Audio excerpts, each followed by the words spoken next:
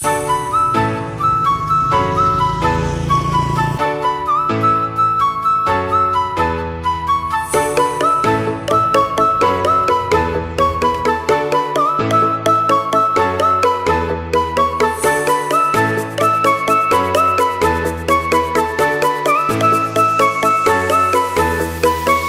po yung isang typical na size ng isang water station. At napaka-importante po nito na maluwang yung ating front window. Ang size po nito ay 180 cm by 125 cm. Napaka-importante na maluwang para nang sa ganon ay maaliwalas sa loob. And then kapag ipapasok natin yung tangke, kasang-kasya po dito. And then yung size naman po ng loob po nito ay 5 meters yung pangano niya. And then 5 meters yung size na ganito po niya. So 5 by 5 yung area po nito. So ngayon kasalukuyan nilang ginagawa ng tile. So makikita niyo kung tile ay sinirap.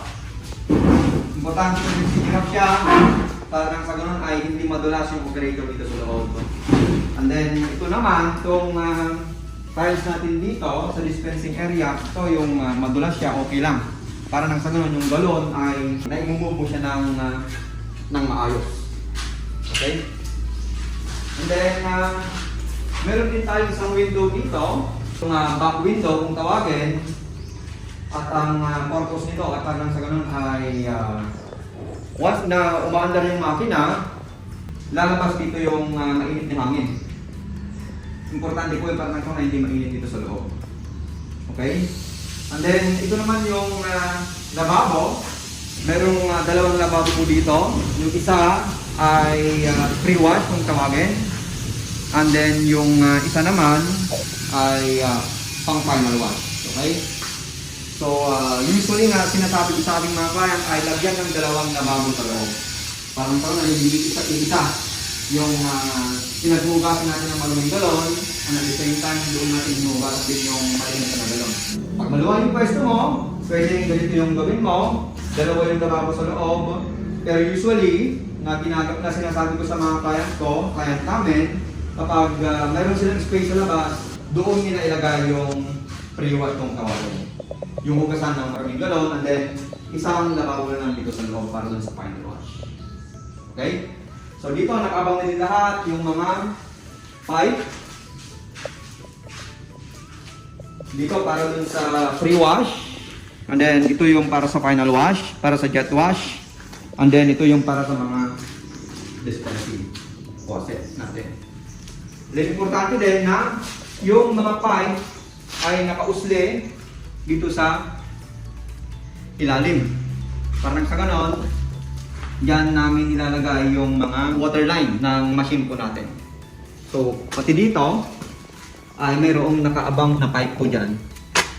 Dito. Ito naman po yung height ng ating lababo. Ang height po niya ay 80 cm. Yan. Ito yung katamtaman na height para nang sa ganon ay hindi mahirapan yung operator dito sa loob na mag-taas ng galon at saka magbaba po siya ng galon. Okay? So, napaka-importante yung na hindi masyadong mataas yung height ng lababo dito sa loob. Sa electrical po naman niya ay kailangan po natin ng dalawang outlet. Outlet para sa ating machine. Like for example, ito. Naglagay po yung client namin ng outlet. So, either dito sa outlet na ito or dito namin kakabit yung connection ng ating makina. And then, meron pang isang outlet para dun sa higdan. Dito po natin ilagay yun. Hanggat maaari, yung outlet po natin ay malapit doon sa labasan ng ating galon. Okay, so for example dito ay maghuhugas tayo ng marumi. And then dito, final wash. And then dito, refill. And then pagkatapos ng refill, papasok natin dito. Dito natin i-heat gun. Dito natin siseluhan. Yung heat gun dapat malapit siya sa may outlet. And then pagdating dito, labas na yung finished product. So, ayan yung isang typical na size ng isang water station. So I hope na nakatulong itong statement na ito sa inyo ngayon.